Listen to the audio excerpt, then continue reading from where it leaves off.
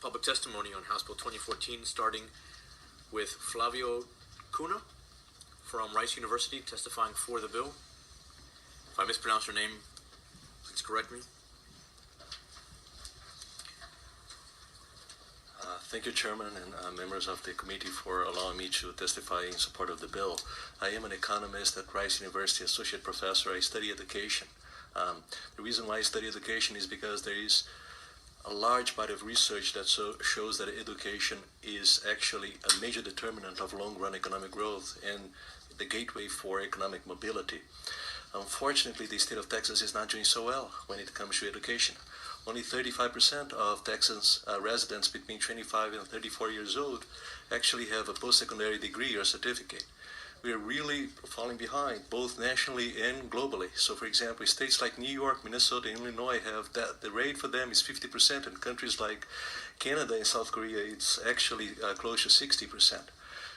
And if we need to, for us to increase the number of our youth that actually go to college, we not only need to send more of them to college, but we need to increase these skills and make sure that they have the necessary background to succeed while in college.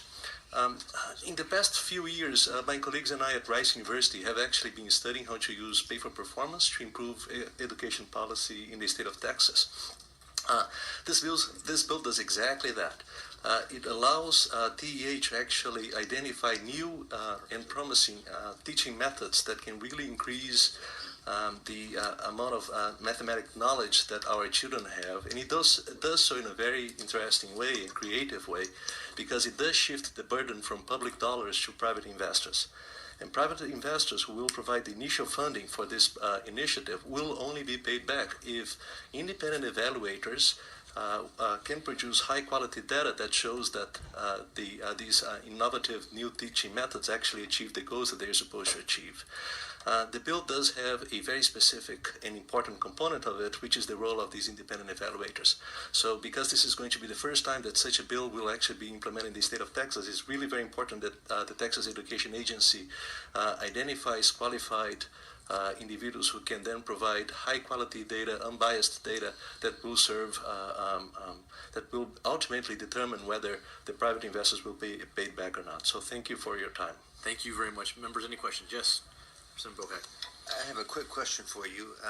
Could you state once again that metric you provided for the number of how Texas compares to the other states in terms of post-secondary degrees? Yeah, 35% of 25 to 34-year-old residents in Texas versus 50% in states like Minnesota, New York, and Illinois, and 60% in countries like Korea and Canada.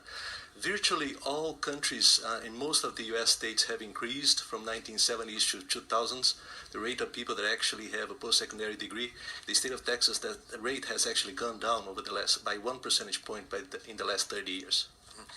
And what would be the correlative, what would be the cause and effect of that? So we actually do send kids to college, but unfortunately many of them do not succeed because they don't have the necessary background to succeed while they are in college. So in Texas, for example, the graduation rate conditional on going to college is a little bit below 50%.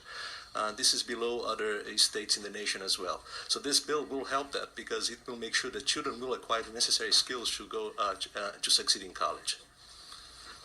Okay, so you believe that they don't go on to college and succeed because they don't have the necessary, they don't graduate with the necessary skills? Yeah, among other factors as well, right? But this is, a lot of my research does show that this is a fundamental factor of why they don't actually graduate from post-secondary certificates and programs and college as well.